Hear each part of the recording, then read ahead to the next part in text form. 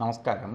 എല്ലാ NTV പ്രേക്ഷകർക്കും നിങ്ങളുടെ ഇന്ന് എന്ന പ്രോഗ്രാമിലേക്ക് സുസ്വാഗതം. ഇന്ന് 2024 ഡിസംബർ മാസം 21-ാം തീയതി 1200-ാം ആണ്ട് ധനുമാസം 6-ാം തീയതി ശനിയാഴ്ച. ഇന്ന് ശനിയാഴ്ചയാണ്. നക്ഷത്രം പൂരം നക്ഷത്രവുമാണ്. അപ്പോൾ പൂരം നക്ഷത്രം ശനിയാഴ്ച. നക്ഷത്രത്തെ പറയുകയാണെങ്കിൽ പൂരം ശുഭനക്ഷത്രമാണ്. അപ്പോൾ ശുഭകാര്യങ്ങൾക്ക് എടുക്കുന്ന നക്ഷത്രങ്ങളിലൊന്നാണ് പൂരം. പക്ഷേ ഇന്നത്തെ ദിവസം ശനിയാഴ്ചയാണ്. ശനിയാഴ്ച പൊതുവേ നമുക്ക് ശുഭകാര്യങ്ങൾക്ക് അനുകൂലപ്രദമല്ല. പ്രകൃതിയിൽ ആ ഗ്രഹത്തിൻ്റെ സ്വാധീനം ഏറ്റവും കൂടുതലുള്ള ദിവസമാണ് ആ ദിവസത്തിൻ്റെ പ്രാധാന്യം. ഇന്ന് ശനിയുടെ ദിവസമായതുകൊണ്ട് ശനിയുടെ എനർജി കൂടുതലായിട്ട് ഭൂമിയിലുണ്ട്. അപ്പോൾ ശനി എന്ന് പറയുമ്പോൾ ഏറ്റവും യോഗിയാണ്, യോഗകാരകനാണ്. ഈശ്വരാധീനം ഇല്ലാത്തവരെ ഏറ്റവും ഉപദ്രവിക്കുന്ന ഒരു ആളും കൂടിയാണ് ശനി. അതുകൊണ്ടാണ് നമുക്ക് ആക്കി ഈശ്വരാധീനം ഉണ്ട് ഇല്ല എന്നൊക്കെ നമ്മൾ പ്രാർത്ഥിക്കുന്നു എന്ന് ഉണ്ടോ ഇല്ലേ എന്നുള്ളിടത്തല്ല. അതുകൊണ്ടാണ് ശനിയാഴ്ച ദിവസങ്ങളിൽ ആകിലും ശുഭകാര്യങ്ങൾ ചെയ്യരുത്, ശുഭകാര്യങ്ങളിൽ നിന്ന് വിട്ടു നിൽക്കുക. അല്ലെങ്കിൽ നമുക്ക് തടസ്സവും അസ്വസ്ഥതയും ശനിയുടെ പ്രവർത്തനം എങ്ങനെയാണെന്ന് നമുക്കറിയില്ല. അതുപോലെ ഇന്ന് പൂരം നക്ഷത്രം ബർത്ത്ഡേ വന്നിട്ടുള്ളവർ ഒരു വർഷത്തെ ഫലത്തെയാണ് ചിന്തിക്കണേ. വാർഷിക ഫലത്തെയാണ് ബർത്ത്ഡേ കൊണ്ട് നമ്മൾ ചിന്തിക്കണേ. വാർഷിക ഫലത്തെ ചിന്തിക്കുമ്പോൾ നിങ്ങൾക്ക് ജാതകപ്രകാരം എന്തൊക്കെ നല്ല ദശാനാഥനോ ദശ ഉണ്ടായിരുന്ന എങ്കിൽ പോലും ശനിയുടെ ദിവസം ബർത്ത്ഡേ വന്ന സ്ഥിതിക്ക് ഈ ഒരു വർഷത്തെ ഫലത്തെ ചിന്തിക്കുമ്പോൾ നിങ്ങൾക്ക് വളരെ കഷ്ടതയേറിയ ഒരു വർഷം തന്നെയായിരിക്കും. കാരണം സാമ്പത്തികം മാത്രമല്ല, എല്ലാ കാര്യങ്ങൾക്ക് തടസ്സം, പലതരത്തിലുള്ള ബുദ്ധിമുട്ടുകൾക്ക് ഇടവരുത്തും.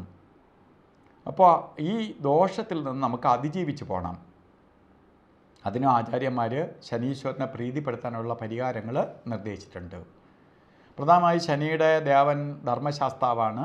ശാസ്താക്ഷേത്രത്തിൽ ശനിയാഴ്ച നീരാഞ്ജനം കത്തിക്കണം, ശനി വ്രതം നോക്കണം. അതുപോലെ സൂര്യഭഗവാനെ പ്രാർത്ഥിക്കണം. ശനീശ്വര യന്ത്രം സാമ്പത്തിക പുരോഗതി ഉണ്ടാവാനായിട്ട് ധന ആകർഷണ യന്ത്രവുമായി ചേർത്ത് ദേഹരക്ഷ ധരിക്കണം.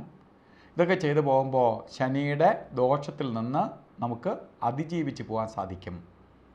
അപ്പോൾ ശനിയെ എത്രത്തോളം പ്രീതിപ്പെടുത്താമോ അത്രയും നമുക്ക് പുരോഗതിയെ പ്രദാനം ചെയ്തു തരും. അതിന് ഒപ്പം തന്നെ നമ്മൾ ഇന്നത്തെ ദിവസം ഓരോ കാര്യത്തിനിറങ്ങുമ്പോഴും സൂക്ഷിക്കണം. അതിൽ ഏറ്റവും നെഗറ്റീവായിട്ടുള്ള സമയമുണ്ട്, പോസിറ്റീവായിട്ടുള്ള സമയമുണ്ട്. നെഗറ്റീവായിട്ടുള്ള സമയം ഓരോ കാര്യങ്ങൾക്ക് നമ്മൾ അവോയ്ഡ് ചെയ്യണം. പ്രധാനമായിട്ട് യാത്രയ്ക്ക് പോകുന്ന സമയത്ത് രാവുകാല സമയം ഒഴിവാക്കണം. ശനിയാഴ്ച 9 മണി മുതൽ 10:30 മണി വരെ രാവുകാല സമയം എന്ന് രേഖപ്പെടുത്തിയിട്ടുണ്ടെങ്കിലും ഇപ്പോൾ രാവുകാല സമയം എന്ന് വരുന്നത് 9:31 തൊട്ട് രാവുകാലം തുടങ്ങുകയുള്ളൂ. അരമണിക്കൂർ കഴിഞ്ഞേ തുടങ്ങുകയുള്ളൂ. 10:57 വരെ രാവുകാല സമയമുണ്ട്. ഈ സമയം ഒരു ശുഭകാര്യങ്ങൾക്കും എടുക്കരുത്. പ്രത്യേകിച്ച് യാത്രയ്ക്ക് പാടില്ല. ഒരു ശുഭകാര്യത്തിനെടുക്കാത്ത 2 സമയമുണ്ട്. ഗുളികകാല സമയവും യമകണ്ഠകാല സമയവും. അതിൽ ഗുളികകാല സമയം വരുന്നത് 6:40 തൊട്ട് 8:06 വരെയും യമകണ്ഠകാല സമയം വരുന്നത് ശരിക്ക് 1:48 തൊട്ട് 3:14 വരെയുമാണ്.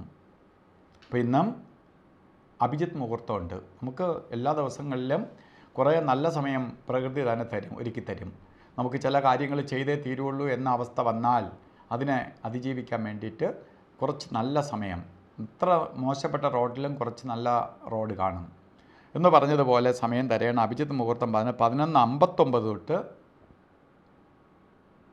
12:47 വരെ ഉള്ള സമയം അഭിജിത്ത് മുഹൂർത്തത്തിൻ്റെ സമയമാണ്.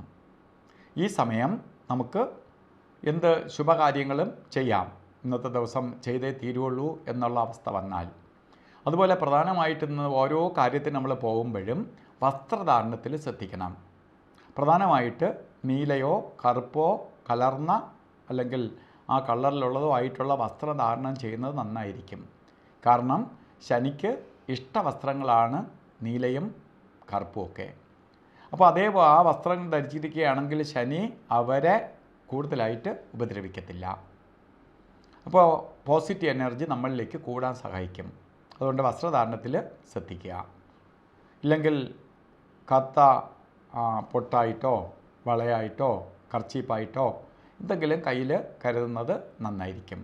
അപ്പോൾ ഇന്നത്തെ ദിവസം എല്ലാവർക്കും ഭാഗ്യദായകമായി തീരട്ടെ എന്ന് പ്രാർത്ഥിച്ചുകൊണ്ട് നിർത്തുന്നു. നന്ദി, നമസ്കാരം.